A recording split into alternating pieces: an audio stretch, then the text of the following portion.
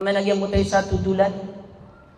Isang kwento, mabilisang kwento, pakinggan natin. May dalawang mag-asawa,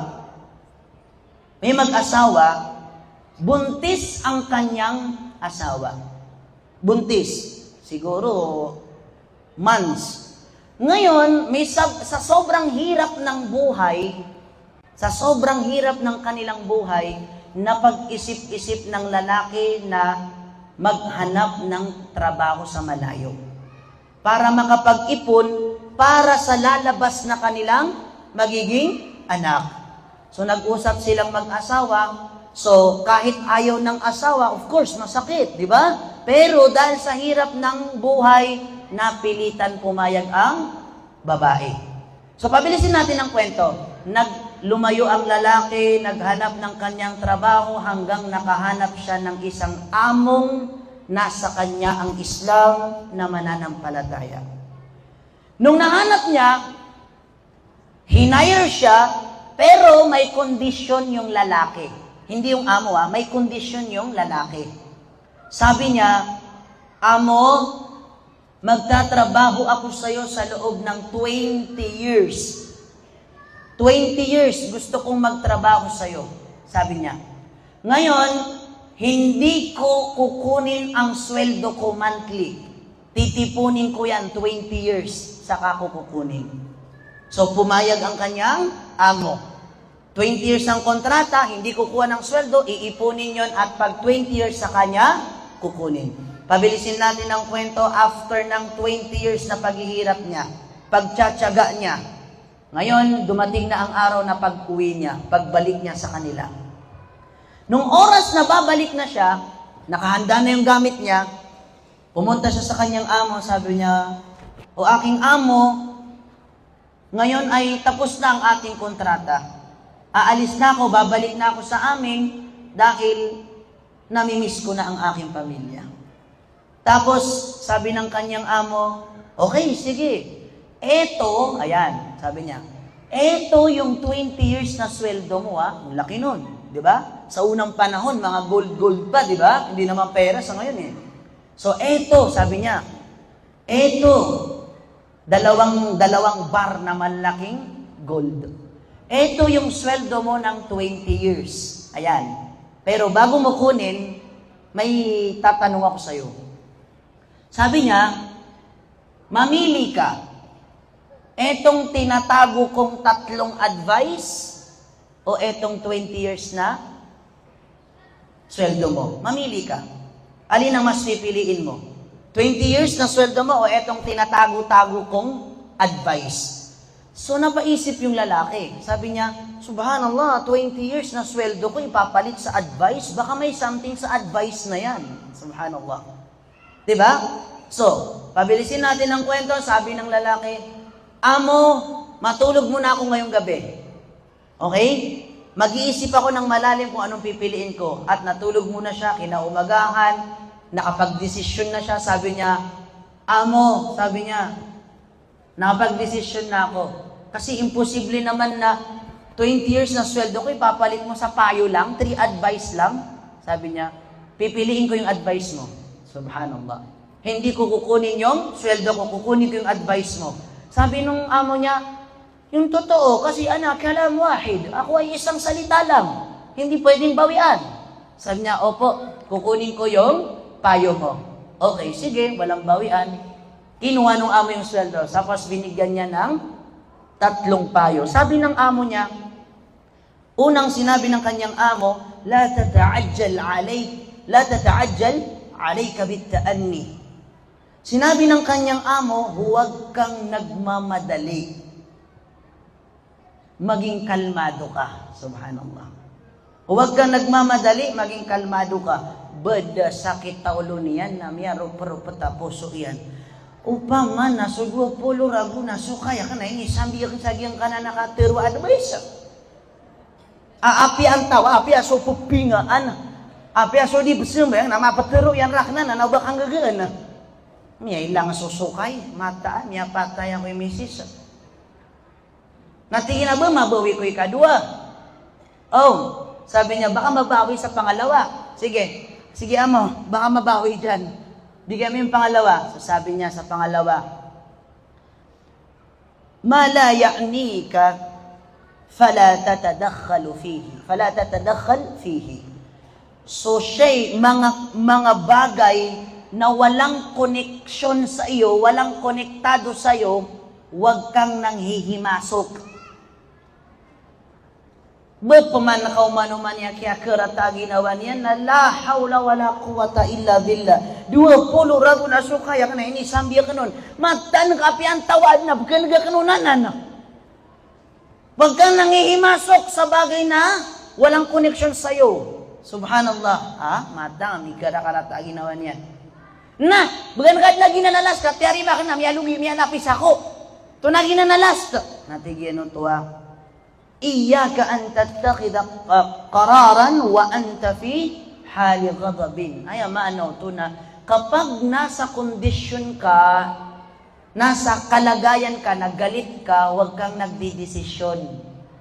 Basta kararang itangga, nauba ka pendesisyon na kakapusditan ka so resulta o galabak ka. Subhanallah.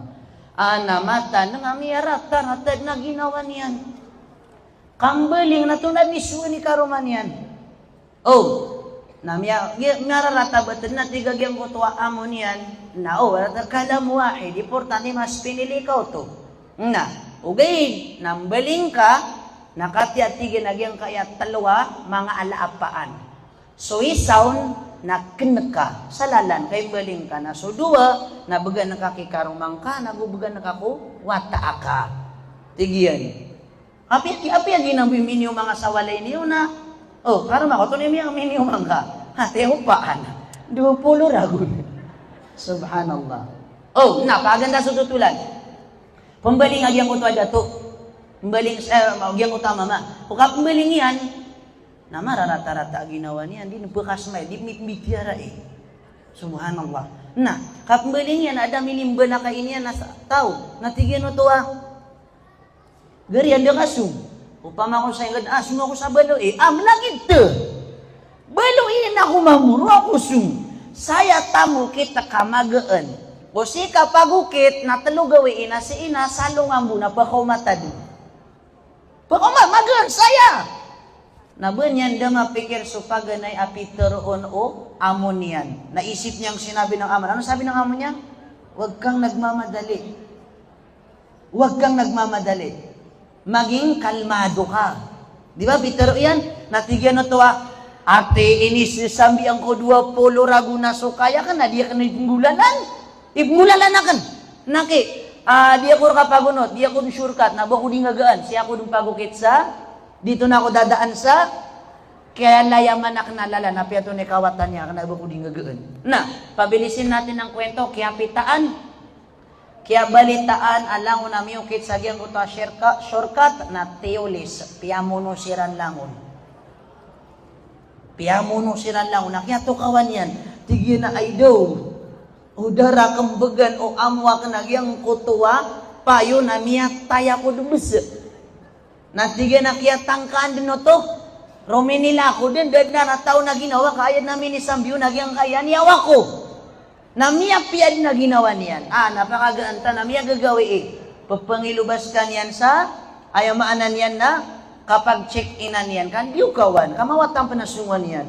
Namiya check-inon, miturug, gagawi na namiya nga anagyan na mga tawa, di kukuryak sa liyo. Di malalali sa mga tao, kuryak, lali sa mga tao.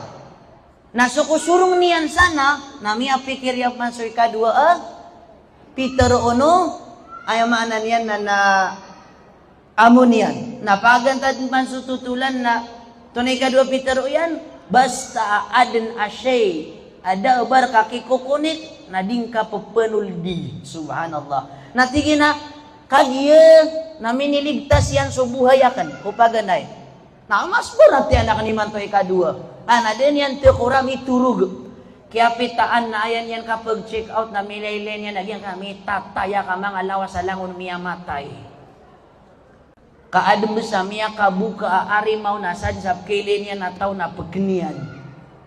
Subhanallah. Nabun niya mandam hapikira, Ya Allah, Alhamdulillah kay ni bagaira ka nagyang ko to amo ka nagyang ko to advice. Kaputay ako musa. Napimbaling sa kanya na mapipiyapiyag na ginawa niya na Allahu Akbar. Niya kaumas kanya sa walairan. Na malalangkaw niya maswalay ka malumawatan. Malalangkaw niya pan. Kung kalalangkawan niya nun, pimbaling sa kanya nun, pupakara ni ron na milay niyan si karuman niyan na adna gumiyak suna mama. May kabit. Subhanallah. Adna gumiyak suna mama. Kukile niya no nagyani gani akamata ang buno niyan si karuman niyan nagumbuno niya nagyang kutwa gumiyakson. Buno niyan. Nakiat tanudan niyan so Peter on amo niyan. Tunay Peter amo niyan.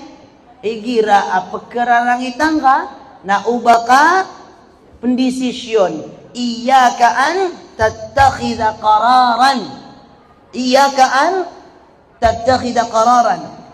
So, kaya pikiran yan roon, natigin na, pakapita ko din, kapkarangitan ako, mapitabo din, na miturug sa kanyan roon pasin sa mawatan ko walairan. Miturug. Kaya pitaan, na miya kauma, sulit sa kanyan sa walay, nagaganiin. Babala ka ni karuman yan, na mabubaya-baya kapagar kanyan, na initulod yan si karuman yan. Iya kung atigin di pamukagi, mira sarasaya ko atigin sa mawatan, na orian yan, na inis sambi ako nga, miyay liakas ka atigyan, di ka di pamukag, giyakas ka atigyan, umamang ka, kabit ka, na tigag yung utak karuman niya na, karuma ko, piraragong bisa kiada ka, na tigyan na 20 ragun, wata ka manuto,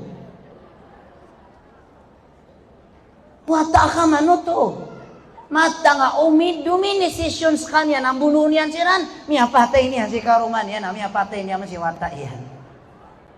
Namiya kapi-api aginawa niyan sa tigyan na mataan bisagyang ito advice ra kanu amwa ka na udang kuhaan na miyatay ako na miya patay ako banagyan kaya mga pamilya ko na miya karilad na tigyan ki karuman niya kay kaagan man mo si karuman niya no kau pa makugyang uta karuman niya na marana wada aparatyan yan awaka 20 ragun na kaya sebadak na ipagwitin kasi napaan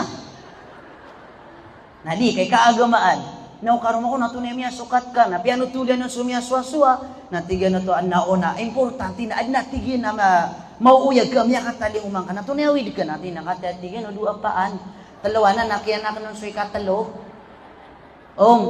natinaw nga si karon ako kumanta no igi pa na first time akanta no pamilya ubada slice say karuman yan so paan na dudun so sweldo niya na 20 ragun subhanallah miaslay siya na karuma ko ato nagyang kaya gold na inilay daton aduginan din so sweldo akan na 20 ragun na tiyago sang beso amwa kanino beso ko awi din ang natiga kanu ba atura subhanallah tunay sibutan roo lagi na miya ka pasada kun no uba sobra-sura sana lebad ako niyo talong pa kasi abutakan mo to insyaallah naman manguri penuwallah upama ko papangi menarka ko normal advice api anda penmiya kapuun igid kailangan ka so advice ay pandapat ka adna dalil yan connection yan sa Quran ag sa Sunnah di ba dapat mas papangi menaran ka di ba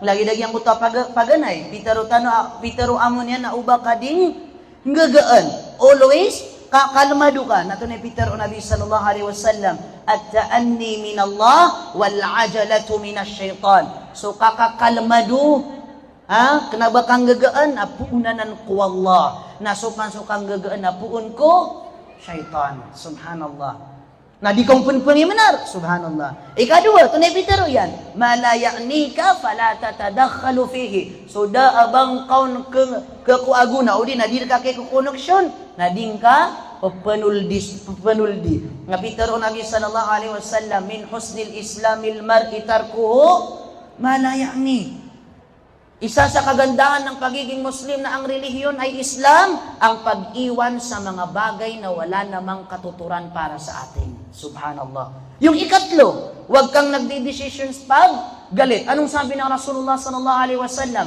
la taghdab ano pa la taghdab ano pa la taghdab faradda miraran faqala la taghdab Pero Nabi sallallahu alaihi wasallam uba ka pagkararangiti.